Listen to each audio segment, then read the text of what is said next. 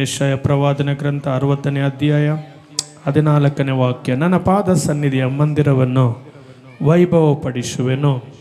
ನಿನ್ನನ್ನು ಕುಗ್ಗಿಸಿದವರ ಸಂತಾನದವರು ನಿನ್ನ ಬಳಿಗೆ ತಗ್ಗಿ ಬಗ್ಗಿ ಬರುವರು. ನಿನ್ನನ್ನು ಅಸಡ್ಡೆ ಮಾಡಿದವರೆಲ್ಲರೂ ನಿನ್ನ ಕಾಲ ಕೆಳಗೆ ಅಡ್ಡಬಿದ್ದು ನಿನ್ನ ಯೆಹೋವನ ಪಟ್ಟಣ, ಇಸ್ರಾಯೇಲಿನ ಸದಮಲ ಸ್ವಾಮಿ ಚಿಯೋನೆಂದು ಕೊಂಡಾಡುವರು. ಕೊಂಡಾಡಬೇಕು. ಎಸ್, ನೀವು ಹೇಳೋ ಮಾತಲ್ಲೇ ದೇವರ ಆಶೀರ್ವಾದಗಳು ಅಡಕವಾಗಿದೆ. ನೀವು ಹೇಳೋ ಆಮೇನ್, ಅಲ್ಲೇಲುಯ್ಯ, ಅಲ್ಲೇನೆ ದೇವರ ಆಶೀರ್ವಾದಗಳು ನಿನ್ನ ಬಾಯಲ್ಲಿ ಇದೆ.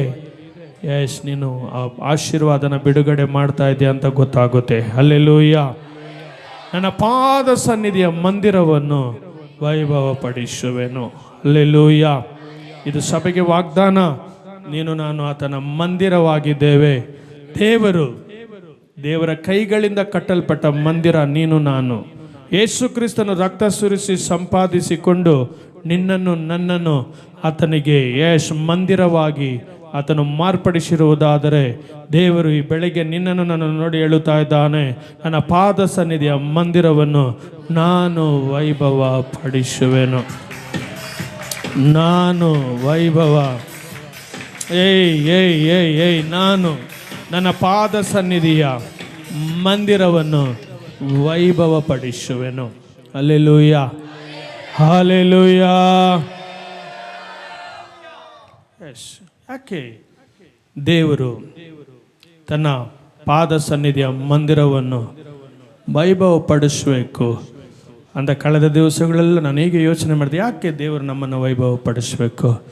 ದೇವರು ಹೇಳಿದನು ಕೀರ್ತನೆ 117 2ನೇ ವಾಕ್ಯದಲ್ಲಿ, ಆತನು ನಮ್ಮ ಮೇಲೆ ಇಟ್ಟ ಕೃಪೆಯು ಅಪಾರವಾಗಿದೆ. ನಮ್ಮ ಮೇಲೆ ಆತನಿಟ್ಟ ಕೃಪೆ, ಯಾರ ಮೇಲೆ ದೇವರ ಕೃಪೆ ಅಪಾರವಾಗಿರುತ್ತೋ, ನಾನು ನೆನ್ನೆನೂ ಹೇಳ್ತಿದ್ದೆ, ಇವತ್ತು ಹೇಳ್ತೀನಿ, ನಾಳೆನೂ ಹೇಳ್ತೀನಿ, ಯಾರ ಮೇಲೆ ದೇವರ ಕೃಪೆ ಅಪಾರವಾಗಿರುತ್ತೋ ಅವರು ಸಾಧಾರಣವಾಗಿರೋದಿಲ್ಲ. ದೇವರು ಒಬ್ಬನ ವೈಭವ ಪಡಿಸೋದಾದರೆ ಅವನು ಮರೆಯಾಗಿರೋದಿಲ್ಲ. ಅವನು ಬೆಳಕಿನಲ್ಲಿ ಇರುತ್ತಾನೆ, ಅವನು ಬೆಳಕಿನಲ್ಲಿ ನಡೆಸುವವನಾಗಿರುತ್ತಾನೆ. Yes Jesus, hallelujah, hallelujah. ಸಭೆಗೆ ದೇವರು ವಾಗ್ದಾನ ಮಾಡುತ್ತಾ ಇದ್ದಾನೆ. ಕೀರ್ತನೆಗಳು 117 2ನೇ ವಾಕ್ಯ, ಆತನ ಕೃಪೆಯು ನಮ್ಮ ಮೇಲೆ ಅಪಾರವಾಗಿದೆ. ಮತ್ತೊಂದು ಬೈಬಲಲ್ಲಿ ಹೀಗೆ ಹೇಳುತ್ತೆ, ಆತನ ಕೃಪೆಯು ನಮ್ಮ ಮೇಲೆ ದೊಡ್ಡದು. ಆತನ ಕೃಪೆ ನಮ್ಮ ಮೇಲೆ. ಅದಕ್ಕೆ ದೇವರು ಈ ಸಭೆಯನ್ನು ನೋಡಿ ಹೇಳುತ್ತಾನೆ, ನನ್ನ ಪಾದ ಸನ್ನಿಧಿಯ ಆಲಯವನ್ನು ನಾನು ವೈಭವಪಡಿಸುವೆನು. ಆತನ ಕೃಪೆಯು ನಮ್ಮ ಮೇಲೆ, ನಮ್ಮ ಕುಟುಂಬಗಳ ಮೇಲೆ, ನಮ್ಮ ಸಭೆಯ ಮೇಲೆ, ನಮ್ಮ ಮಕ್ಕಳ ಮೇಲೆ, ನಮ್ಮ ಮೊಮ್ಮಕ್ಕಳ ಮೇಲೆ, ಇನ್ನು ಮುಂದೆ ಬರುವವರ ಮೇಲೆ ಅಪಾರವಾಗಿದೆ. ಅದಕ್ಕೆ ಹೇಳ್ತಾ ಇದ್ದಾನೆ, ನನ್ನ ಪಾದ ಸನ್ನಿಧಿಯ ಆಲಯವನ್ನು ನಾನು ವೈಭವಪಡಿಸುವೆನು. ಕೀರ್ತನೆಗಳು 103 11ನೇ ವಾಕ್ಯ ಹೇಳುತ್ತೆ, ಆತನಲ್ಲಿ ಭಯಭಕ್ತಿ ಉಳ್ಳವರ ಮೇಲೆ ಆತನ ಕೃಪೆ, ಭೂಮಿ ಮೇಲೆ ಆಕಾಶ ಎಷ್ಟು ಉನ್ನತವಾಗಿದೆಯೋ ಅಷ್ಟು ಆತನ ಕೃಪೆ ಭಯಭಕ್ತಿ ಉಳ್ಳವರ ಮೇಲೆ ಉನ್ನತವಾಗಿದೆ. ಭಯಭಕ್ತಿ ಉಳ್ಳವರಾಗಿರ್ರಿ. ಬೇರೆ ಯಾರಿಗೂ ಭಯಪಡಬೇಡಿ. ನಾನು ಆಗಲೇ ಹೇಳಿದ್ನಲ್ಲ, 5 ವರ್ಷ ಪ್ರಪಂಚನ ಒಂದು ರೋಗ ಭಯಂಕರವಾಗಿ ಆಳೋದಕ್ಕೆ ಹೋಗುತ್ತೆ. ಭಯಪಡಬೇಡಿ, ಅದಕ್ಕೆ ಭಯಪಡಬೇಡಿ. ಅದು ಭಯಪಡೋದಕ್ಕೆಲ್ಲ ಹೇಳಿದ್ದು.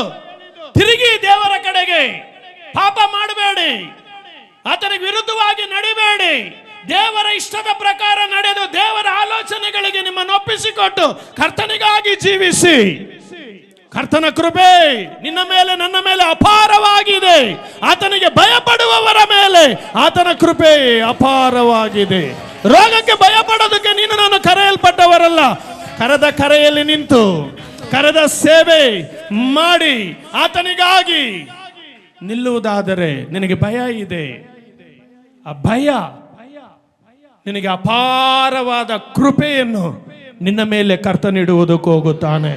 ಈ ಅಪಾರವಾದ ಕೃಪೆ ಯಾರ ಮೇಲೆ ಇರುತ್ತೋ ಅವನು ಬಾಲವಾಗಿರೋದಿಲ್ಲ, ಅವನು ತಲೆಯಾಗಿರುತ್ತಾನೆ. ಅವನು ಕೀಳಾಗಿರೋದಿಲ್ಲ, ಅವನು ಮೇಲಾಗಿರುತ್ತಾನೆ.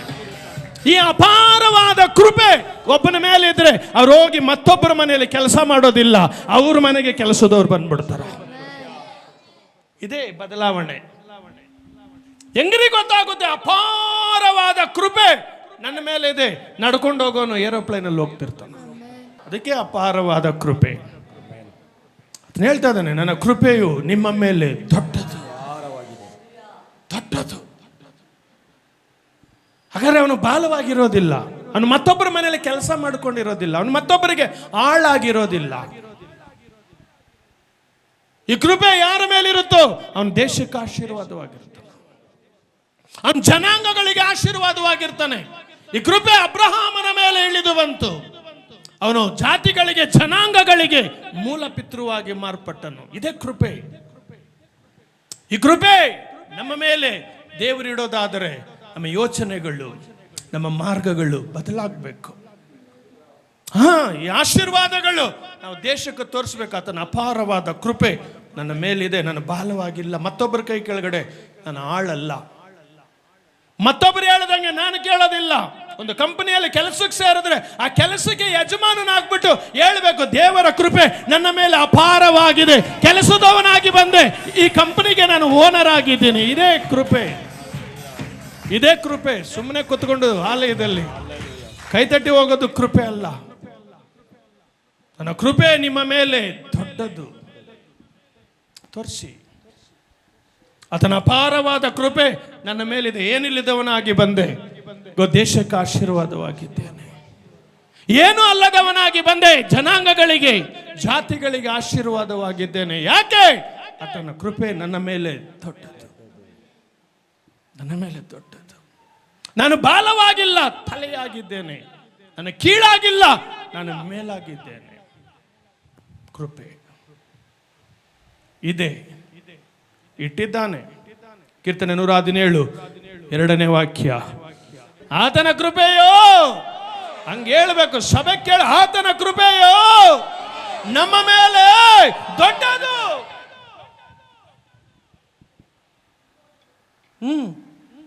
ನಾನು ದೊಡ್ಡವನಾಗಿದ್ದೇನೆ, ಶಾರೀರಿಕವಾಗಿ ಅಲ್ಲ, ಆತ್ಮಿಕವಾಗಿ. ಆಶೀರ್ವಾದಗಳಲ್ಲಿ ನನ್ನ ಮೇಲೆ ಕರ್ತನು ದೊಡ್ಡದಿಟ್ಟಿದ್ದಾನೆ. ತೋರಿಸು, ಅದಕ್ಕೆ ಕೃಪೆ. ಅದಕ್ಕೆ ಹೇಳ್ತಾನೆ, ನನ್ನ ಆಲಯವನ್ನು, ನನ್ನ ಪಾದ ಸನ್ನಿಧಿಯ ಮಂದಿರವನ್ನು ವೈಭವಪಡಿಸುವೆನು.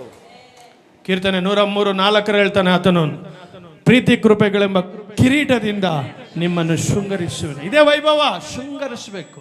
ಮೈಸೂರು ಅರಮನೆನ ಆ ದಸರಾ ಟೈಮಲ್ಲಿ ಶೃಂಗರಿಸ್ಬಿಟ್ರೆ ಅನೇಕ ದೇಶಗಳಿಂದ ಅರಮನೆ ನೋಡೋದಕ್ಕೆ ಬರ್ತಾರ. ಹಣ ಕೊಟ್ಟು, ಹಣ ಖರ್ಚು ಮಾಡಿ, ದೂರ ದೂರ ದೇಶಗಳಿಂದ ಬಂದು ವಾರಗಳು ದಿನಗಳು ಉಳ್ಕೊಂಡು ಅರಮನೆನ ಹಿಂಗೆ ನೋಡ್ತಾರೆ. ಅಷ್ಟು ವೈಭವ ಅರಮನೆಗೆ. ಅದನ್ನು ಯಾವ ಒಂದು ಮನುಷ್ಯ ಅದನ್ನು ಚೆನ್ನಾಗಿ ನೀಟ್ ಮಾಡಿ ಅದಕ್ಕೆ ಅಲಂಕಾರ ಪಡಿಸಿ ಅದಕ್ಕೊಂದು ವೈಭವವನ್ನು ಕೊಟ್ಟಿರ್ತಾನೆ. ಪರಲೋಕದ ದೇವರು ಹೇಳ್ತಾನೆ, ಈ ಆಲಯವನ್ನು ನಾನು ವೈಭವ ಪಡಿಸುವೆನು. ಈ ಆಲಯವನ್ನೇ ಈ ಆಲಯವನ್ನು ನಾನು ವೈಭವ ಪಡಿಸುವೆನು. ಪರಲೋಕದ ದೇವರು ಈ ಆಲಯವನ್ನು ವೈಭವ ಪಡಿಸ್ಬಿಟ್ರೆ ನಿನ್ನನ್ನು ನೋಡೋದಕ್ಕೆ ಎಷ್ಟು ಜನ ಬರಬೇಕು, ನಿನ್ನ ಬಳಿಗೆ ಎಷ್ಟು ಜನಾಂಗಗಳು ಬರಬೇಕು, ನಿನ್ನ ಬಳಿಗೆ ಎಷ್ಟು ಜಾತಿಗಳು ಬರಬೇಕು. ನಿನ್ನಿಂದ ಯಾರು ದೂರ ಇರೋದಿಲ್ಲ. ನೀನಿರುವ ಸ್ಥಳಕ್ಕೆ, ನೀನು ವಾಸ ಮಾಡುವ ಸ್ಥಳಕ್ಕೆ, ನೀನು ಆರಾಧನೆ ಮಾಡುವ ಸ್ಥಳಕ್ಕೆ ಜನಾಂಗಗಳು ದೂರ ದೇಶದಿಂದ ಕರ್ತನು ಇವರನ್ನು ವೈಭವ ಪಡಿಸಿದ್ದಾನೆ.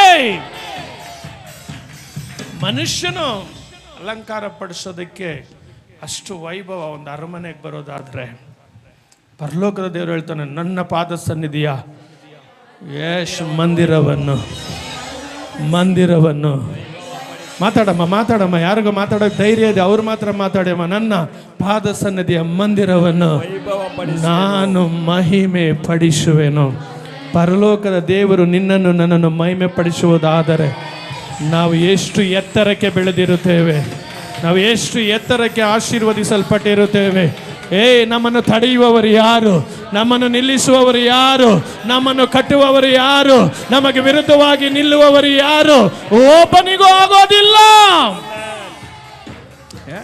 ಇದೇ ಆಶೀರ್ವಾದ.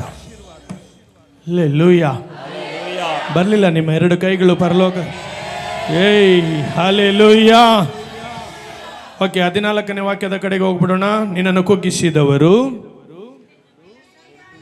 ಕುಗ್ಗಿಸಿದವರ ಸಂತಾನದವರು ನಿನ್ನ ಬಳಿಗೆ ತಗ್ಗಿ ಬಗ್ಗಿ. ಅದನ್ನ ಸ್ವಲ್ಪ ನೋಡಬೇಕು. ಅವ್ರು ಬರುವಾಗ ತಗ್ಗಿಸ್ಕೊಳ್ಳೋದಂಗೆ, ಅವ್ರು ಬಗ್ಗಿಸ್ಕೊಳ್ಳೋದಂಗೆ ನೀವು ಒಂದು ಸ್ವಲ್ಪ ಆಕ್ಷನಲ್ಲಿ ನೀವು ಊಹಿಸ್ಕೋಬೇಕು. ಯಾರು ಮಾತಾಡಮ್ಮ, ಯಾರಿಗೆ ಧೈರ್ಯ ಇದೆ ಅವ್ರಿಗೆ ಮಾತಾಡಿ. ಯಾರು ಕುಗ್ಗಿಸಿದ್ದಾರ ಫಸ್ಟ್ ನೋಡಿ. ಅಯ್ಯೋ ಅಂದಿದ್ದೀರಾ, ನಿಮ್ಮನ್ನ ಅಯ್ಯೋ ಅನ್ಸಿದ್ದಾರಾ, ಅವ್ರನ್ನ ಸ್ವಲ್ಪ ಊಹಿಸ್ಕೊಳ್ಳಿ. ನಿನ್ನ ಯಾರಾದ್ರೂ ಅಯ್ಯೋ ಅನಿಸಿ ಕಣ್ಣೀರು ಸುರಿಸಿದ್ದಾರಾ, ನಿನ್ನ ಅಸಡ್ಡೆ ಮಾಡಿದ್ದಾರಾ, ಅವ್ರ ನಿನ್ನ ಹತ್ರ ಹೆಂಗ್ ಬರ್ತಾರಂತೆ, ಯಾರಾದ್ರೂ ಎದ್ದು ನಿಂತು ತೋರಿಸಿದ್ರೆ ಚೆನ್ನಾಗಿರುತ್ತೆ. ತಗ್ಗಿ ಬಗ್ಗಿ ಬರ್ತಾರ. ನ್ಯಾಯಸ್ಥಾಪಕರು 11ನೇ ಅಧ್ಯಾಯ ಅದರ 1ನೇ ವಾಕ್ಯದಿಂದ 9ನೇ ವಾಕ್ಯದವರೆಗೂ ಮನೇಲಿ ಹೋಗಿ ಓದ್ಕೊಳ್ಳಿ. ಎಷ್ಟು ಸಾಧ್ಯನೋ ಅಷ್ಟು ನಾನು ನಿಮಗೆ ವಿವರಿಸ್ತೀನಿ. ಗಿಲ್ಯಾದ್ಯನಾದ ಯೆಫ್ತಾಹನನು ಮಹಾ ಪರಾಕ್ರಮಿಯಾಗಿದ್ದನು. ಅವನು ಗಿಲ್ಯಾದನಿಗೆ ಒಬ್ಬ ಸೂಳೆಯಲ್ಲಿ ಹುಟ್ಟಿದನು. ಗಿಲ್ಯಾದನಿಗೆ ಹೆಂಡತಿಯಲ್ಲಿಯೂ ಮಕ್ಕಳು ಹುಟ್ಟಿದರು. ಅವರು ದೊಡ್ಡವರಾದ ಮೇಲೆ ಯೆಫ್ತಾಹನನಿಗೆ, ನೀನು ಪರಸ್ತ್ರೀಯಿಂದ ಹುಟ್ಟಿದವನು, ಆದ್ದರಿಂದ ನಿನಗೆ ನಮ್ಮ ತಂದೆಯ ಮನೆಯಲ್ಲಿ ಬಾಧ್ಯತೆ ಸಿಕ್ಕಲಾರದು ಎಂದು ಹೇಳಿ ಅವನನ್ನು ಹೊರಗೆ ಹಾಕಿದರು. ಅವನು ತನ್ನ ಸಹೋದರನನ್ನು ಬಿಟ್ಟು ಟೋಬ್ ದೇಶಕ್ಕೆ ಹೋಗಲು ಅಲ್ಲಿ ಕಾಕಾಪೋಕರು ಕೂಡಿ ಅವನನ್ನು ಹಿಂಬಾಲಿಸಿದರು. ಇಸ್ರಾಯೇಲ್ಯರಿಗೆ ವಿರೋಧವಾಗಿ ಬಂದ ಅಮೋನ್ಯರು ಸ್ವಲ್ಪ ದಿನಗಳಾದ ಮೇಲೆ ಯುದ್ಧವನ್ನು ಪ್ರಾರಂಭಿಸಿದರು. ಆಗ ಗಿಲ್ಯಾದ್ಯನ ಹಿರಿಯರು ಯೆಫ್ತಾಹನನ್ನು ಟೋಬ್ ದೇಶದಿಂದ ಕರೆದುಕೊಂಡು ಬರುವುದಕ್ಕಾಗಿ ಅಲ್ಲಿಗೆ ಹೋಗಿ ಅವನಿಗೆ, ನಾವು ಅಮ್ಮೋನಿಯರೊಡನೆ ಯುದ್ಧ ಮಾಡುವ ಹಾಗೆ ನೀನು ಬಂದು ನಮಗೆ ನಾಯಕನಾಗು ಎಂದು ಬೇಡಿಕೊಂಡರು. ಓಡಿಸ್ಬಿಟ್ರು. ನೀನು ಸುಳ್ಳೆಗುಟ್ಟಿದ್ದು, ನಮ್ಮ ತಂದೆಗೆ ನೀನು ತಪ್ಪಾಗಿ ಹುಟ್ಟಿದ್ಯಾ, ನನ್ನ ಮನೆಯಲ್ಲಿ ನೀನು ಇರಬಾರ್ದು, ನಮ್ಮ ಆಸ್ತಿ ಪಾಸ್ತಿಗಳಲ್ಲಿ ನಿಮಗೆ ಭಾಗ ಇಲ್ಲ, ನೀನು ಹೋಗು. ಆಗ ಓಡಿಸಿದಾಗ ಹೆಂಗಿರುತ್ತೆ ಯೋಚನೆ ಮಾಡಿ ನೋಡಿ. ಯಾರಾದ್ರೂ ತಂದೆ ಮಕ್ಕಳನ್ನ, ಯಾರಾದ್ರೂ ತಂದೆ ತಾಯಿಗಳು ಮಕ್ಕಳು ತಂದೆ ತಾಯಿಗಳನ್ನ, ಒಡ ಹುಟ್ಟಿದವರು ಮನೆಗಳಲ್ಲಿ ತಂದೆ ತಾಯಿಗಳನ್ನ ಆಗ ಯಾರಾದರೂ ಓಡಿಸಿದಾಗ ಅವ್ರ ಸ್ಥಿತಿ ಹೆಂಗಿರುತ್ತೆ ಯೋಚನೆ ಮಾಡಿ ನೋಡಿ. ಅವ್ರ ದುಃಖದಿಂದ, ಕಣ್ಣೀರಿಂದ, ವೇದನೆಯಿಂದ ಸೋತೋಗಿ ಅನಾಥರಾಗಿ ಅವರು ಹೋಗುವಾಗ ಅವ್ರ ಕಷ್ಟ ಅವ್ರಿಗೆ ಮಾತ್ರ ಗೊತ್ತಿರುತ್ತೆ. ಇಲ್ಲಾಗೇನೆ ಯೆಫ್ತಾಹನನ್ನು ಬೆಳೆದ್ರು, ದೊಡ್ಡವರಾದ್ರು ಮಕ್ಕಳೆಲ್ಲ ಬೆಳೆದ ಮೇಲೆ ನೀನು ತಪ್ಪಾಗಿ ಹುಟ್ಟದನ್ನು ಹೋಗ್ಬಿಡು, ಓಡಿಸ್ಬಿಟ್ರು. ಇವಾಗ ಈಗ 4ನೇ ವಾಕ್ಯದಲ್ಲಿ ಅವ್ರಿಗೊಂದು ಕಷ್ಟ ಬರ್ತಿದೆ, ಬರಬೇಕು. ಆಗಲೇ ನಮ್ಮ ಬೆಲೆ ಏನು ಅಂತ ಗೊತ್ತಾಗೋದು, ಆಗಲೇ ನಮ್ಮ ಸಭೆ ಏನು ಅಂತ ಗೊತ್ತಾಗೋದು, ಆಗಲೇ ನಮ್ಮ ಪಾಸ್ಟರ್ ಏನು ಅಂತ ಗೊತ್ತಾಗೋದು, ಆಗಲೇ ನಮ್ಮನ್ನ ರಕ್ಷಣೆಯಲ್ಲಿ ನಡೆಸೋದವ್ರು ಎಂಥವ್ರು ಅಂತ ಗೊತ್ತಾಗೋದು, ಆಗಲೇ ಅವರಿಗೂ ಆ ದುಃಖದ ಅನುಭವ ಗೊತ್ತಾಗೋದು. ಈಗ 4ನೇ ವಾಕ್ಯದಲ್ಲಿ ಯಾರನ್ನ ಓಡಿಸ್ಬಿಟ್ರು? ನಿನ್ನನ್ನು ಕುಗ್ಗಿಸಿದವರು ನಿನ್ನ ಬಳಿಗೆ ತಗ್ಗಿ ಬಗ್ಗಿ ಬರ್ತಿದ್ದಾರೆ ನೋಡಿ. ಬರ್ತಾರೆ, ನಿನ್ನ ಹತ್ರನೂ ಬರ್ತಾರೆ, ನಿನ್ನ ಮನೆಗೂ ಬರ್ತಾರೆ, ನಿನ್ನ ಸಭೆಗೂ ಬರ್ತಾರೆ, ನಿನ್ನನ್ನು ಹುಡುಕೊಂಡು ಬರ್ತಾರೆ. ನೀನು ಪ್ರಾರ್ಥನೆ ಮಾಡಿದ್ರೇನೆ ನನಗೆ ಬಿಡುಗಡೆ. ಬರಬೇಕು, ತಗ್ಗಿ ಬಗ್ಗಿ ಬರ್ತಿದ್ದಾರೆ. ಈಗ 4ನೇ ವಾಕ್ಯದಲ್ಲಿ ಇಸ್ರಾಯೇಲರಿಗೆ ವಿರುದ್ಧವಾಗಿ ಬಂದ ಅಮೋನ್ಯರು ಸ್ವಲ್ಪ ದಿನಗಳಾದ ಮೇಲೆ ಯುದ್ಧವನ್ನು ಪ್ರಾರಂಭಿಸಿದರು. ಆಗ ಗಿಲ್ಯಾದಿನ ಹಿರಿಯರು ಯೆಫ್ತಾಹನನ್ನು, ಅವನೆಲ್ಲಿದ್ದಾನೋ ಓಡಿಸಿದವರು ಇವರೇ. ಪಾಪ ಯಾವುದೋ ಒಂದು ಊರನ್ನ ಹುಡುಕೊಂಡು ಹೋಗ್ಬಿಟ್ಟ. ಈಗ ಅವನಿರೋ ಜಾಗಕ್ಕೆ ಹುಡುಕೊಂಡು ಹೋಗಿ ಏನ್ ಹೇಳ್ತಾರೆ ನೋಡಿ. ಗಿಲ್ಯಾದಿನ ಹಿರಿಯರು ಯೆಫ್ತಾಹನನ್ನು ಟೋಬ್ ದೇಶದಿಂದ ಕರೆದುಕೊಂಡು ಬರುವುದಕ್ಕಾಗಿ ಅಲ್ಲಿಗೆ ಹೋಗಿ ಅವನಿಗೆ, ನಾವು ಅಮ್ಮೋನ್ಯರೊಡನೆ ಯುದ್ಧ ಮಾಡುವ ಹಾಗೆ ನೀನು ಬಂದು ನಮಗೆ ನಾಯಕನಾಗು. ಸುಮ್ಮನೆ ಕರೆಯೋದಿಲ್ಲ, ನಿಮ್ಮ ಹತ್ರ ಬರೋರು ಸುಮ್ಮನೆ ಬರೋದಿಲ್ಲ. ನಿನ್ನಿಂದನೇ ಈ ಕಾರ್ಯ ಆಗ್ಬೇಕು, ನಿನ್ನಿಂದನೇ ಇದು ನೆರವೇರಬೇಕು. ನೀನು ಬಂದ್ರನೇ ಇದು ನಡೆಯೋದು, ನೀನು ಬರಲಿಲ್ಲ ಅಂದ್ರೆ ಇದು ನಡೆಯೋದಿಲ್ಲ. ನನ್ನ ಪಾದ ಸನ್ನಿಧಿ ಆಲಯವನ್ನು ನಾನು ವೈಭವ ಪಡಿಸಿದ್ದೇನೆ. ಪ್ರೀತಿ ಕೃಪೆಗಳೆಂಬ ಕಿರೀಟದಿಂದ ನಾನು ನಿನ್ನನ್ನು ಶೃಂಗರಿಸಿದ್ದೇನೆ. ಇದೇ ವೈಭವ. ಇದಕ್ಕೆ ಜೀವಿಸ್ಬೇಕು 100 ವರ್ಷ. ಇದಕ್ಕೆ ಕರ್ತನ ಮಕ್ಕಳಾಗಿ ಜೀವಿಸ್ಬೇಕು. ಅಯ್ಯೋ ಅನ್ಕೊಂಡು ಸಾಯೋವರೆಗೂ ಬದುಕೋದಲ್ಲ. ಅದರ ಮಧ್ಯದಲ್ಲಿ ಒಂದು ಬದಲಾವಣೆ ಆಗಬೇಕು. ಅದರ ಮಧ್ಯದಲ್ಲಿ ಒಂದು ಸಂತೋಷ ನಮಗೆ ಬರಬೇಕು. ಹೌದು, ಒಂದು ದಿವಸ ತಳ್ಳಿದ ಜನರು, ನಮ್ಮನ್ನು ನಿಂದಿಸಿದ ಜನರು, ನಮ್ಮನ್ನು ಅವಮಾನ ಪಡಿಸಿದ ಜನರು, ನಮ್ಮನ್ನು ಕಷ್ಟಗಳಿಗೆ ಗುರಿ ಮಾಡಿದ ಜನರು, ನಮ್ಮಿಂದ ಒಳ್ಳೆಯದನ್ನೇ ಹೊಂದಿಕೊಂಡು ನಮಗೆ ಅಪಕಾರಗಳನ್ನು ಮಾಡಿದ ಜನರು ನಮ್ಮ ಬಳಿಗೆ ತಗ್ಗಿ ಬಗ್ಗಿ ಬರುತ್ತಾ ಇದ್ದಾರೆ. ಆತನ ಮಹಾಕೃಪೆ ನನ್ನ ಮೇಲೆ ಅದೇ, ಆತನ ದೊಡ್ಡ ಕೃಪೆ ನನ್ನ ಮೇಲೆ ಅದೇ ಹೇಳ್ಬೇಕು, ಗೊತ್ತಾಗಬೇಕು, ನನಗೆ ಗೊತ್ತಾಗಬೇಕು. ಸಾಧಾರಣವಾಗಿ ಜೀವಿಸೋದು ಕ್ರಿಸ್ಟಿಯಾನಿಟಿ ಅಲ್ಲ. ಕಷ್ಟಗಳು ಬರುತ್ತೆ, ಸಮಸ್ಯೆಗಳು ಬರುತ್ತೆ, ಹೋರಾಟಗಳು ಬರುತ್ತೆ, ನಿಂದಿಸೋ ಜನಗಳಿರ್ತಾರೆ, ಅವಮಾನ ಪಡಿಸೋ ಜನಗಳಿರ್ತಾರೆ. ಅವುಗಳ ಮಧ್ಯದಲ್ಲಿಯೇ ಕರ್ತನು ನನ್ನನ್ನು ಘನಪಡಿಸಿದ್ದಾನೆ, ವೈಭವ ಪಡಿಸಿದ್ದಾನೆ. ಯಶ್ ದೇವ ಮಕ್ಕಳಿಗೆ ಯಾವಾಗಲೂ ಒಂದು ದಿವಸ ಬರುತ್ತೆ, ನನ್ನನ್ನು ಕುಗ್ಗಿಸಿದವರು, ನನ್ನನ್ನು ಅವಮಾನ ಪಡಿಸಿದವರು, ನನ್ನನ್ನು ನಿಂದಿಸಿದವರು ನನ್ನ ಬಳಿಗೆ ಬರುತ್ತಾರೆ. ಬರಬೇಕು. ನೀನು ನಮ್ಮ ನಾಯಕನಾಗು ಎಂದು ಬೇಡಿಕೊಂಡರು ಅವನು ಅವರಿಗೆ ನನ್ನನ್ನು ಅಗೆ ಮಾಡಿ ನನ್ನ ತಂದೆಯ ಮನೆಯಿಂದ ಅಟ್ಟಿ ಬಿಟ್ಟವರು ನೀವಲ್ಲವೋ. ಹೇಳೋ ಸಮಯ ಬಂದಾಗ ಹೇಳಿ. ಬೇಡ ಅಂದೆ, ಬಿಟ್ಟೋದೆ ಹೇಳಿ, ಅಥವಾ ಮೌನವಾಗಿರ್ರಿ. ಅವನು ಹೇಳ್ತಿದ್ದಾನೆ, ಬೇಡ ಅಂತ ಓಡಿಸ್ಬಿಟ್ರಿ, ಇವಾಗ ಬಂದಿದ್ದೀರಿ. ನಾನು ಹೋಗ್ತೀನಿ ಅಂತ ಹೋದೆ, ತಿರ್ಗಾ ಬಂದಿದ್ದೀಯ, ಬರ್ತಾರ್ರಿ. ನಿನ್ನ ಕೂಡ ಹುಟ್ಟಿದವರಾದರೂ ಸರಿ, ನಿನ್ನ ಎದ್ದವರಾದರೂ ಸರಿ, ನಿನ್ನ ಜಾತಿ ಜನ ಆದರೂ ಸರಿ, ನಿನ್ನ ಸ್ನೇಹಿತರಾದರೂ ಸರಿ, ನಿನ್ನ ಬಂಧು ಬಳಗ ಯಾರಾದರೂ ಸರಿ, ನಿನ್ನ ಬಳಿಗೆ ಬರುತ್ತಾರೆ, ನಿನ್ನ ಬಳಿಗೆ ಬರುತ್ತಾರೆ, ನಿನ್ನ ಮನೆಗೆ ಬರುತ್ತಾರೆ. ಅಣ್ಣ ನಿನ್ನ ಮನೆಗೆ ಬರುತ್ತಾರೆ, ಅಕ್ಕ ನಿಮ್ಮ ಮನೆಗೆ ಬರ್ತಾರೆ. ಬರಬೇಕು. ಆಗಲೇ ಆತನ ಕೃಪೆ ನಮ್ಮ ಮೇಲೆ ದೊಡ್ಡದಾಗಿದೆ. ಆತನ ಕೃಪೆ ನಮ್ಮ ಮೇಲೆ ದೊಡ್ಡದಾಗಿದೆ. ಆತನು ನಮ್ಮ ವಿರೋಧಿಗಳನ್ನು, ನಿಂದಿಸಿದವರನ್ನು ನಮ್ಮ ಬಳಿಗೆ ಬರಮಾಡಿದ್ದಾನೆ. ಹಲ್ಲೆಲೂಯಾ. ಬರಲಿಲ್ಲ. ನಿಮಗೆ ಕಷ್ಟ ಬಂದಾಗ ನನ್ನ ಬಳಿಗೆ ಯಾಕೆ ಬಂದಿರಿ ಅನ್ನಲು ಅವನು ಅದರಿಂದಲೇ ಈಗ ತಿರುಗಿ ನಿನ್ನ ಬಳಿಗೆ ಬಂದಿದ್ದೇವೆ. ಅದಕ್ಕೆ ಕೆಲವರು ಕಷ್ಟಗಳು ಅನುಮತಿಸ್ತಾನ ದೇವ್ರು. ನೀವು ಬೇಕಾದ್ರೆ ನೋಡ್ಕೊಳ್ಳಿ, ನಾನು ಹೇಳ್ಬಾರ್ದು. ಕೆಲವರು ಹಾಸಿಗೆಗಳು ಹಿಡಿತಾರ, ಹಿಡಿಲಿ. ಅದು ನಮ್ಮ ಹತ್ರ ಬರೋದಕ್ಕೆ ತಮ್ಮನ್ನು ತಗ್ಗಿಸ್ಕೊಂಡು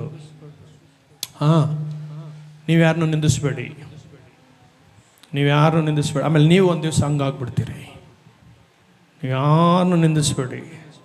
ಅಭಿಷಕ್ತರುಗಳು ಯಾರು ವಿರುದ್ಧವಾಗಿ ಮಾತಾಡಬೇಡಿ. ಮಾತಾಡೋಕೆ ಅವಕಾಶ ಸಿಕ್ಕಿದ್ರು ನೀವು ಮಾತಾಡೋಕೆ ಹೋಗ್ಬೇಡಿ. ಮಾತಾಡಿದ್ರೆ ನಿಮಗೂ ಇದೆ ಪನಿಷ್ಮೆಂಟೇ.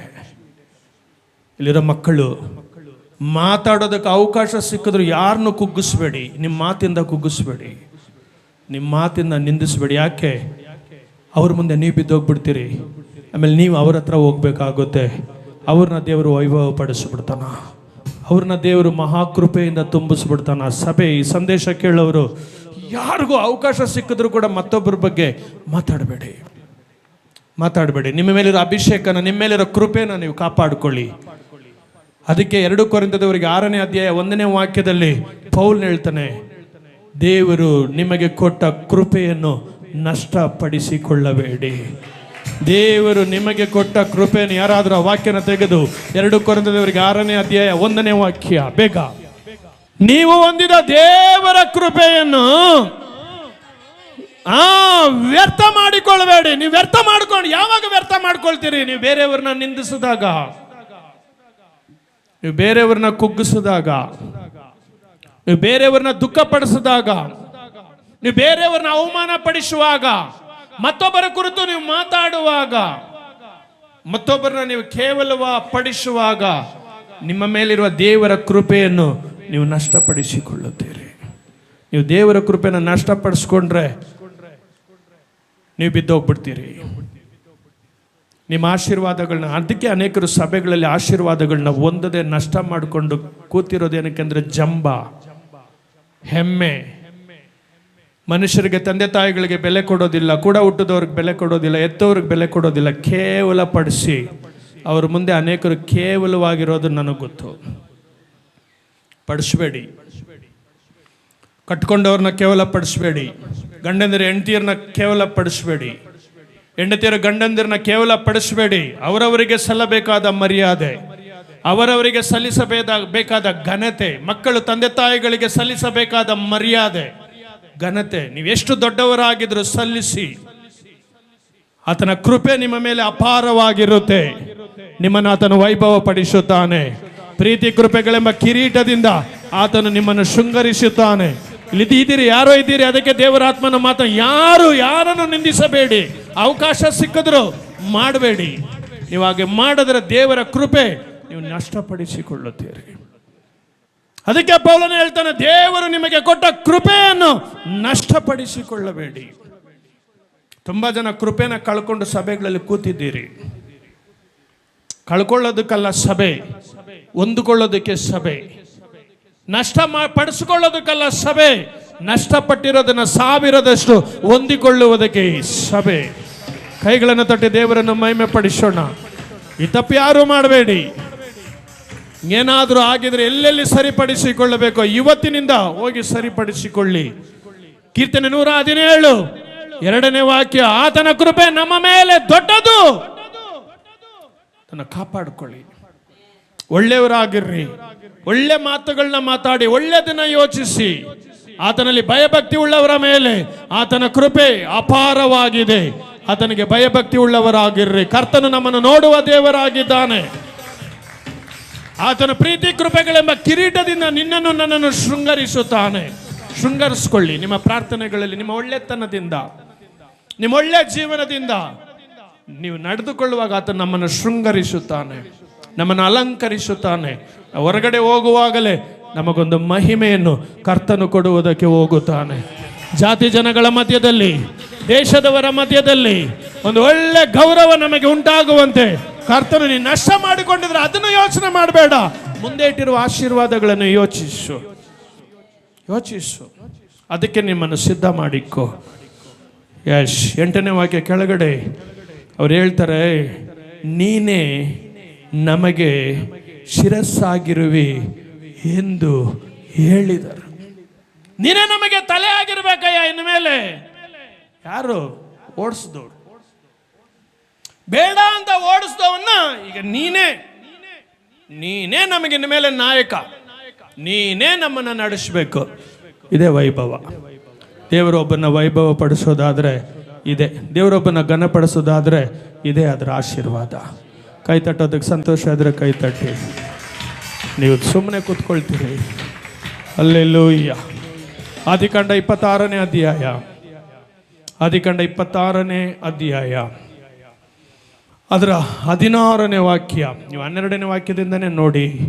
ಇಸಾಕನು ಅದೇ ದೇಶದಲ್ಲಿ ಬಿತ್ತಿ ಅವನು 100ರಷ್ಟು ಬೆಳೆಯನ್ನು ಹೊಂದಿದನು. ಯೆಹೋವನು ಅವನನ್ನು ಅಭಿವೃದ್ಧಿಪಡಿಸಿದನು. ಅವನ ಐಶ್ವರ್ಯವು ದಿನೇ ದಿನೇ ಹೆಚ್ಚದ್ದರಿಂದ ಬಹುಧನವಂತನಾದನು. ಅವನಿಗೆ ದನ ಕುರಿಗಳು ಸಂಪತ್ತು, ಅನೇಕ ಸೇವಕ ಜನವು ಇದ್ದವು. ಇದನ್ನು ನೋಡಿ ಫಿಲಿಷ್ಟಿಯರು ಹೊಟ್ಟೆ ಕಿಚ್ಚು ಪಟ್ಟರು. ಬೆಳೆಯುವಾಗ ಹೊಟ್ಟೆ ಕಿಚ್ಚು ಪಡೋ ಜನ ಇರ್ತಾರ. ಅದು ಹೊರಗಡೆ ಅಲ್ಲ, ಮನೆಯಲ್ಲೇ ಇರ್ತಾರೆ, ಜೊತೆಯಲ್ಲೇ ಇರ್ತಾರೆ. ನೀನು ಚೆನ್ನಾಗಿ ಓದಿದ್ರೆ, ನೀನು ಸ್ವಲ್ಪ ಚೆನ್ನಾಗಿದ್ರೆ, ನೀನು ಸ್ವಲ್ಪ ಅನುಕೂಲವಾಗಿದ್ರೆ, ನಿನ್ನ ಅಕ್ಕಪಕ್ಕದಲ್ಲಿರೋರೆ ನಿನ್ನ ಜಾತಿ ಜನಗಳೇ ಹೊಟ್ಟೆ ಕಿಚ್ಚು ಪಡ್ತಾರೆ. ಪಡಬೇಕು. ಅಲ್ಲೆಲ್ಲೂಯ. ಆಗ ಸ್ವಲ್ಪ ಸಮಸ್ಯೆಗಳು ಬರುತ್ತೆ, ಬರಲಿ. ಆಗ ಸ್ವಲ್ಪ ನಷ್ಟಗಳು ಬರುತ್ತೆ, ಬರಲಿ. ಅಲ್ಲೆಲ್ಲೂಯ. ಸೋಲ್ಬೇಡಿ, ಇನ್ಮೇಲೆ ಸೋಲ್ಬೇಡಿ. ಹಂಗೆ ಬಂದಾಗ ಯಾರೋ ಹೊಟ್ಟೆ ಕಿಚ್ಬಿಟ್ಟು ನಷ್ಟ ಆದರೆ ಸೋತೋಗ್ಬೇಡಿ, ಕಷ್ಟಗಳು ಬಂದರೆ ಸೋತೋಗ್ಬೇಡಿ. ಅದರ ಆಶೀರ್ವಾದ ಮುಂದೆ ಇದೆ. ಹೊಟ್ಟೆ ಕಿಚ್ಚು ಬರುತ್ತೆ. ಹಲ್ಲೆಲೂಯ. ನಮಗಿಂತ ಮುಂಚೆ ಅವರು ಬೆಳೆದು ಬಿಟ್ರು, ನಾವು ಬೆಳಿಬೇಕಾಗಿತ್ತು, ಅವರು ಬೆಳೆದು ಹೊಟ್ಟೆ ಕಿಚ್ಚು ಪಡ್ತಾರೆ. ನಾವೇನು ಬೆಳಿಲೇ ಇಲ್ಲ, ಅವರು ಬೆಳೆದು ಬಿಟ್ರು ಬರ್ತಾರೆ. ನನ್ನ ಜೀವನದಲ್ಲಿ ತುಂಬ ನೋಡಿದ್ದೇನೆ. ಹಲ್ಲೆಲೂಯ. ಮುಂದೆ ಓದೋಣ. ಹೊಟ್ಟೆ ಕಿಚ್ಚು ಪಟ್ಟರು, ಹೊಟ್ಟೆ ಕಿಚ್ಚು ಪಟ್ಟರು, ಇದನ್ನು ನೋಡಿ ಫಿಲಿಷ್ಟಿಯರು ಹೊಟ್ಟೆ ಕಿಚ್ಚುಪಟ್ಟರು. ಅವನ ತಂದೆಯಾದ ಅಬ್ರಹಾಮನ ಸೇವಕರು ಅಬ್ರಹಾಮನ ಕಾಲದಲ್ಲಿ ತೋಡಿದ್ದ ಬಾವಿಗಳನ್ನು ಫಿಲಿಷ್ಟಿಯರು ಮಣ್ಣು ಹಾಕಿ ಮುಚ್ಚಿದರು. ಯಾಮಾರಿದ್ರೆ ನಮ್ಮನ್ನೇ ಜೀವಂತವಾಗಿ ಮುಚ್ಚಿಬಿಡ್ತಾರ. ಅಂತ ಜನಗಳ ಮಧ್ಯದಲ್ಲೇ, ಅಂತ ದುಷ್ಟರ ಮಧ್ಯದಲ್ಲೇನೆ ನಾವು ಜೀವಿಸ್ತಾ ಇರೋದು. ಅಂಥವ್ರ ಮಧ್ಯದಲ್ಲೇ ನಾವು ಜೀವನ ಸಾಗಿಸ್ತಾ ಇರೋದು. ಆದರೂ ನಮ್ಮನ್ನು ಕಾಯುವುದಕ್ಕೂ ಕಾಪಾಡುವುದಕ್ಕೂ ಪರಲೋಕದಲ್ಲಿ ಒಬ್ಬ ದೇವರಿದ್ದಾನೆ. ಆಮೆನ್ ಶಬ್ದ ಬರೋದಾದ್ರೆ ನೀನು ಆಶೀರ್ವದಿಸಲ್ಪಟ್ಟವಳು. ಆಮೆನ್ ಶಬ್ದ ಬರೋದಾದ್ರೆ ನೀನು ಆಶೀರ್ವದಿಸಲ್ಪಟ್ಟವನು. Hallelujah, hallelujah. ಹೀಗಿರಲಾಗಿ ಅಭಿಮಲೇಕನು ಈಸಾಕನಿಗೆ, ನೀನು ನಮಗಿಂತ ಬಹು ಬಲಿಷ್ಠನಾಗಿದ್ದಿ, ನೀನು ನಮ್ಮ ಮಧ್ಯದಲ್ಲಿ ಇರಬೇಡ, ಹೋಗ್ಬಿಡು. ಇಲ್ಲೂ ಅಷ್ಟೇ, ಹೊಟ್ಟೆ ಕಿಚ್ಚು ಹಂಗೇನೆ. ಖಾಲಿ ಮಾಡು, ಮನೆ ಖಾಲಿ ಮಾಡು, ಕೆಲಸ ಬಿಟ್ಟು ಹೋಗು. ಹೊಟ್ಟೆ ಕಿಚ್ಚಿದೆಲ್ಲ ಮಾಡುತ್ತೆ. ನಿನ್ನ ನಮ್ಮೂರಲ್ಲಿ ಇರಬಾರ್ದು, ನೀನು ಹೋಗ್ಬಿಡು. ಹೊಟ್ಟೆ ಕಿಚ್ಚಿದೆಲ್ಲ ಮಾಡುತ್ತೆ. ಆಶೀರ್ವಾದಗಳಿಗೆ ವಿರುದ್ಧವಾಗಿ ಸೈತಾನನ ಜನರು ಎದ್ದೇಳುತ್ತಾರೆ. ಓಕೆ, ಈ ಸಾಕು, ನಾನು ಹೋಗ್ತೀನಿ. ಹೋಗ್ಬಿಟ್ಟ ಮುಂದಿನ ವಾಕ್ಯಗಳನ್ನ ಮನೇಲಿ ಓದ್ಕೊಳ್ಳಿ. ನೀವು 23ನೇ ವಾಕ್ಯದಿಂದ 26, 27, 28 ನೀವು ಓದ್ಕೊಂಡ್ರೆ, ಈಗ ಯಾರು ಬೇಡ ಅಂತ ಓಡಿಸ್ಬಿಟ್ರೋ ಅದೇ ಅಭಿಮೇಲಕನು ಈಸಾಕನ ಬಳಿಗೆ ಬರ್ತಾ ಇದ್ದಾನೆ. ಪಶ್ಚಾತ್ತಾಪ ಪಟ್ಟು ತಗ್ಗಿ ಬಗ್ಗಿ ಅಭಿಮಲೇಕನು ಈಸಾಕನ ಬಳಿಗೆ ಬರುತ್ತಾ ಇದ್ದಾನೆ. ಓದೋಣ. ನೀವು ನನ್ನನ್ನು ದ್ವೇಷಿಸಿ ನನ್ನ ಬಳಿಯಿಂದ ಕಳುಹಿಸಿ ಬಿಟ್ಟಿರಲ್ಲ, ಈಗ ನನ್ನ ಬಳಿಗೆ ಯಾಕೆ ಬಂದಿರಿ ಎಂದು ಅವರನ್ನು ಕೇಳಿದಕ್ಕೆ ಅವರು, ಯೆಹೋವನು ನಿನ್ನ ಸಂಗಡ ಇದ್ದಾನೆ, ಯೆಹೋವನು ನನ್ನ ಸಂಗಡ ಇದ್ದಾನೆ ಅನ್ನುವರು. ಕೈಗಳನ್ನು ಪರಲೋಕದ ಕಡೆಗೆ ಎತ್ತಿ, ಯೆಹೋವನು ನನ್ನ ಸಂಗಡ ಇದ್ದಾನೆ. ಯಾರೆಲ್ಲ ನಿಮ್ಮನ್ನು ತಳ್ಳಿದರು, ಯಾರೆಲ್ಲ ನಿಮ್ಮನ್ನು ಬೇಡ ಎಂದರು, ಅವರೆಲ್ಲರೂ ನಿಮ್ಮ ಬಳಿಗೆ ಬರುವುದಕ್ಕೆ ಹೋಗುತ್ತಾರೆ. ಈಸಾಕನ ಬಳಿಗೆ ಯಾರು ಬೇಡ ಎಂದು ಓಡಿಸಿದರು, ಅಟ್ಟಿಬಿಟ್ಟರು, ಅವರೇ ಬಂದು ಹೇಳುತ್ತಾ ಇದ್ದಾರೆ, ದೇವರು ನಿನ್ನ ಕಡೆ ಇದ್ದಾನೆ, ನೀವು ನಾವು ಸಮಾಧಾನಗೊಳ್ಳೋಣ, ನೀವು ನಾವು ಒಂದೇ ಕಡೆ ಜೀವಿಸೋಣ, ನಾವು ನಿಮ್ಮ ಸಂಗಡ ಇರುತ್ತೇವೆ, ನಾವು ನಿಮ್ಮ ಜೊತೆಯಲ್ಲಿ ಇರುತ್ತೇವೆ. ಕರ್ತನು ನನ್ನನ್ನು ವೈಭವ ಪಡಿಸಿದ್ದಾನೆ. ಈಸಾಕನು ಗೊತ್ತಾಗೋಯ್ತು, ಕರ್ತನು ಕೃಪೆ ನನ್ನ ಮೇಲೆ ಅಪಾರವಾಗಿದೆ. ನನ್ನನ್ನು ಬೇಡ ಎಂದ ವಿರೋಧಿಗಳು ನನ್ನ ಬಳಿಗೆ ಹುಡುಕಿ ಬಂದಿದ್ದಾರೆ. ಯೇಸು ಒಳ್ಳೆಯವನ್ರಿ. ಹಲ್ಲೆಲೂಯಾ. ನಿನ್ನನ್ನು ಅಸಡ್ಡೆ ಮಾಡಿದವರು, ನಿನ್ನನ್ನು ಕುಗ್ಗಿಸಿದವರು, ನಿನ್ನನ್ನು ಅವಮಾನ ಪಡಿಸಿದವರು ನಿನ್ನ ಬಳಿಗೆ ತಗ್ಗಿ, ನಿನ್ನನ್ನು ಕುಗ್ಗಿಸಿದವರ ಸಂತಾನದವರು ನಿನ್ನ ಬಳಿಗೆ ತಗ್ಗಿ ಬಗ್ಗಿ, ನಿನ್ನನ್ನು ಅಸಡ್ಡೆ ಮಾಡಿದವರೆಲ್ಲರೂ ನಿನ್ನ ಕಾಲ ಕೆಳಗೆ. ಆಗಲೇ ರೀ ನಾವು ಅಭಿಷಕ್ತರು, ಆಗಲೇ ನಾವು ದೇವರ ಮಕ್ಕಳು, ಆಗಲೇ ದೇವರು ನಮ್ಮನ್ನು ಮೇಲೆ ಇಟ್ಟಿದ್ದಾನೆ. ನಾವು ಕೆಳಗಡೆ ಇಲ್ಲ. ಕೆಳಗಡೆ ಜೀವಿಸೋದು ಕ್ರಿಸ್ಟಿಯಾನಿಟಿ ಅಲ್ಲ ರೀ.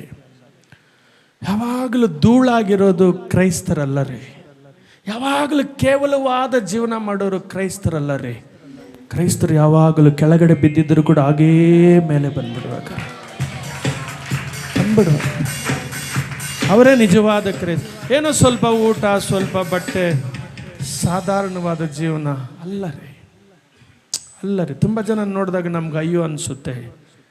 ರಕ್ಷಣೆಗೊಂಡು 10 ವರ್ಷ ಆದರೂ ಇನ್ನೊಬ್ಬರ ಮನೇಲಿ ಹೋಗಿ ಕೆಲಸ ಮಾಡಿಕೊಂಡು, ಇನ್ನೊಬ್ಬರು ಕೊಟ್ಟಿದ್ದ ಸಂಬಳನ ತಗೊಂಡು, ಅಲ್ಲ ರೀ, ಅಲ್ಲ ರೀ, ಇದಲ್ಲ ರೀ, ಇದಲ್ಲ ರೀ ಆಶೀರ್ವಾದ, ಅಲ್ಲ ರೀ. ನಾವು ಒಪ್ಪೋದೇ ಇಲ್ಲ ರೀ. ಸೇವಕನಾಗಿ, ನಾನೊಬ್ಬ ತಂದೆ ಆಗಿ ನಾನು ಒಪ್ಪೋದೇ ಇಲ್ಲ ರೀ. ನಾನು ಅದನ್ನು ಇಷ್ಟಪಡೋದೇ ಇಲ್ಲ ರೀ, ಇಲ್ಲ ರೀ. ನಾನು ಒಂದು ದಿವಸ ಬೇರೆಯವ್ರ ಹತ್ರ ಕೆಲಸ ಮಾಡಿ 12 ರೂಪಾಯಿಗೆ ಹೋದೆ ರೀ. ಫಸ್ಟು ನನ್ನ ಆರಂಭದ ಕೆಲಸ 12 ರೂಪಾಯಿ 2087ರಲ್ಲಿ. 90ರಲ್ಲಿ 550 ರೂಪಾಯಿ, ಎರಡನೇ ಕಂಪನಿ. ಅವತ್ತಿಂದ ಇವತ್ತವರೆಗೂ ನಾನು ಯಾರಿಗೂ ಜೀತದಾಳಲ್ಲ. ನನ್ನ ಯಜಮಾನನಿಗೆ ನಾನು ಕೆಲಸದವನಷ್ಟೇ. ಅಲ್ಲ ಅಲ್ಲ, ಇರಬಾರ್ದು. ಇದೇ ಬದಲಾವಣೆ, ಇದೇ ಬದಲಾವಣೆ, ಇದೇ ಬದಲಾವಣೆ. ಓಕೆ, ನಾನು ಆಶೀರ್ವಾದವಾಗಿದ್ದೀನಿ. 30, 60, 100, 1000ವಾಗಿ ಬದಲಾಗ್ತಾನೆ ಇರಬೇಕು. ಇದೇ ಆಶೀರ್ವಾದ, ಇದೇ ಆಶೀರ್ವಾದ, ಇದೇ ಆಶೀರ್ವಾದ. ರಕ್ಷಣೆಗೊಂಡ ಅಭಿಷೇಕ ಒಂದು 25 ವರ್ಷ ಆಗಿ ನೀನು ಮತ್ತೊಬ್ಬರ ಮನೆಯಲ್ಲಿ ಜೀತದಳಾಗಿದ್ರೆ ನಿನ್ನ ಮೇಲೆ ದೇವರ ಆಶೀರ್ವಾದ ಇಲ್ಲ, ಇದೆ ಅಂತ ಹೇಳೋದಕ್ಕೂ ಆಗೋದಿಲ್ಲ. ನೀನು ಹೊರಗಡೆ ಬಂದು ನಿನ್ನ ಮನೆಯಲ್ಲಿ 4 ಜನ ಬಂದು ಕೆಲಸ ಮಾಡಿದ್ರೆ ಕೀಳಾಗಿದ್ದ ನನ್ನನ್ನು ದೇವರು ಮೇಲಾಗಿಟ್ಟಿದ್ದಾನೆ. ಕರ್ತನ ಮಹಾಕೃಪೆ ನನ್ನ ಮೇಲೆ ಅದೇ, ನನ್ನ ಕುಟುಂಬದ ಮೇಲೆ ಅದೇ, ನನ್ನ ಗಂಡ ಮಕ್ಕಳ ಮೇಲಿದೆ, ನನ್ನ ಹೆಂಡತಿ ಮಕ್ಕಳ ಮೇಲಿದೆ. ಹೇಳೋದಕ್ಕಾಗುತ್ತೆ. ಕೇಳಿ, ಬನ್ನಿ, ಯಾವ್ದು ಬಿಡಬೇಕು ಬಿಟ್ಟು ಬನ್ನಿ, ಸರಿ ಮಾಡ್ಕೊಳ್ಳಿ. ಈ ಆಶೀರ್ವಾದಗಳು ನಿಮ್ಮ ಹಿಂಬಾಲಿಸೋದಕ್ಕೆ ಹೋಗುತ್ತೆ. ಆಗ ನೀವು ಸಾಕ್ಷಿಗಳಾಗಿ ಬದಲಾಗ್ತೀರಿ, ಆಗ ನೀವು ಸಾಕ್ಷಿಗಳಾಗಿರ್ತೀರಿ. ಅಲ್ಲೆಲ್ಲೂಯ್ಯ. ಲೋಕದವರ ಆಶೀರ್ವಾದಗಳಿಗೂ ನಮ್ಮ ಆಶೀರ್ವಾದಗಳಿಗೂ ವ್ಯತ್ಯಾಸ ಇರಬೇಕು, ತೋರಿಸ್ಬೇಕು ಲೋಕಕ್ಕೆ. ಆಗಲೇ ದೇವರಿಗೆ ಮಹಿಮೆ ಹೋಗೋದು, ಆಗಲೇ ಅನ್ಯ ಜನಗಳು ದೇವರ ಬಳಿಗೆ ಬರೋದು, ಆಗಲೇ ಕುಗ್ಗಿಸಲ್ಪಟ್ಟವರು, ಕಷ್ಟಗಳಲ್ಲಿರುವವರು ನಮ್ಮನ್ನು ನೋಡಿ ದೇವರ ಸನ್ನಿಧಾನದಲ್ಲಿ ಬಂದು ದೇವರನ್ನು ಆರಾಧಿಸಿ ಮಹಿಮೆ ಪಡಿಸೋದು. ಅದಕ್ಕೆ ದೇವರು ಹೇಳುತ್ತಾ ಇದ್ದಾನೆ, ನನ್ನ ಕೃಪೆ ನಿಮ್ಮ ಮೇಲೆ ಅಪಾರವಾಗಿದೆ, ನನ್ನ ಕೃಪೆ ನಿಮ್ಮ ಮೇಲೆ ದೊಡ್ಡದು, ನನ್ನ ಪಾದ ಸನ್ನಿಧಿ ಆಲಯವನ್ನು ನಾನು ವೈಭವ ಪಡಿಸುತ್ತೇನೆ. ವೈಭವ ಪಡಿಸಿದ್ರೆ ವಿರೋಧಿಗಳಿರೋದಿಲ್ಲ ರೀ, ವಿರೋಧಿಗಳೆಲ್ಲ ಮಿತ್ರರಾಗ್ಬಿಡ್ತಾರ. ಇದರ ಸೀಕ್ರೆಟ್ ಏನಪ್ಪ ಅಂದರೆ, ವಿರೋಧಿಗಳೆಲ್ಲ ನಮ್ಮ ಹತ್ರ ಬಂದು ಸಮಾಧಾನ ಪಟ್ಬಿಟ್ಟು ಒಳ್ಳೆಯವರಾಗಿ ನಮ್ಮ ಜೊತೆ ನಿಂತ್ಕೊಂಡ್ಬಿಡ್ತಾರೆ. ಅದೇ ದೇವರ ಆಶೀರ್ವಾದ. ನಮ್ಮಿಂದ ಯಾರೂ ದೂರ ಹೋಗೋದಿಲ್ಲ, ದೂರ ಹೋದವರೆಲ್ಲ ಹತ್ರ ಬಂದ್ಬಿಡ್ತಾರೆ. ಕೈಗಳನ್ನು ತಟ್ಟಿ